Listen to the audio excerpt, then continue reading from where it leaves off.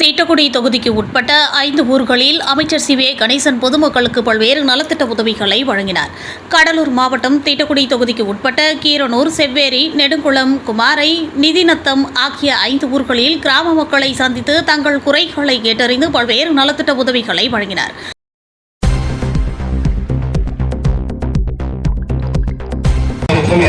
அன்பான பணிவான வணக்கத்தை தெரிவித்துக் கொள்கிறேன். எவ்வளவு நேரமா வந்துறீங்க? 10:30 மணில எட்டு உட்காந்துருக்காமே. 11 மணிக்கு வந்துடுறீங்க.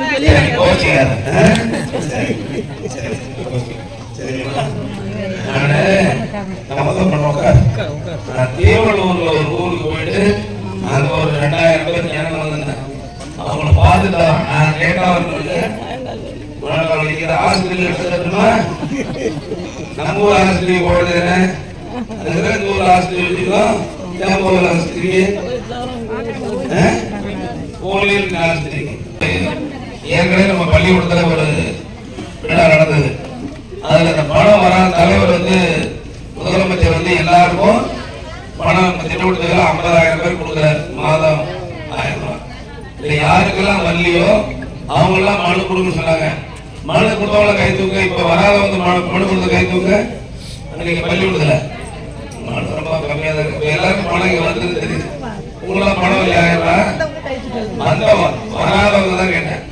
வராம இருந்தா இன்னைக்கு கூட தப்புல தேவையோட போய் மனு கொடுத்துட்டீங்க. 1 மாசத்துல பணம் வந்து எல்லாரும் அதை கொடுத்து வர வேண்டும் என்று நான் போட்டு கேட்டுக்கிறேன்.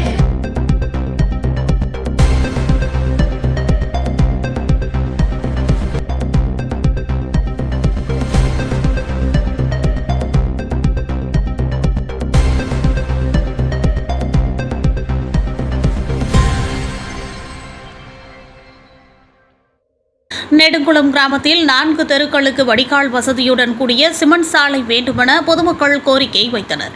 கோரிக்கையை ஏற்று அந்த இடங்களை ஆய்வு மேற்கொண்டு அதிகாரிகளுக்கு உத்தரவு பிறப்பித்தார் அமைச்சர் சி. வே. கணேசன் அவர்கள்.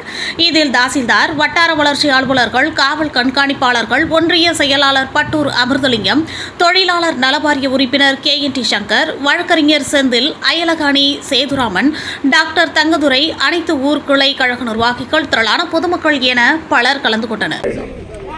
நான் ஊருக்கு பல முறை வந்திருக்கேன். வரும்போதெல்லாம் நீங்கள் ஆதரவு வந்துருக்கீங்க, ஓட்டு போட்டிருக்கீங்க, கேட்க வச்சிருக்கீங்க, புரியுது. ஆனால் உங்களுடைய ஒத்துழைப்பு இல்லாமல் நான் எதுவும் செய்ய முடியாது. இதை கம்ப்ளீட்டாக இப்போ போடணுன்னா இன்னும் தீபாவளி மணி வந்து அளப்பாங்க. அளந்தால் அவங்க இடத்த என்ன பண்ணணும், ஆக்கிரமிப்பு வேறு விட்டுருணும்.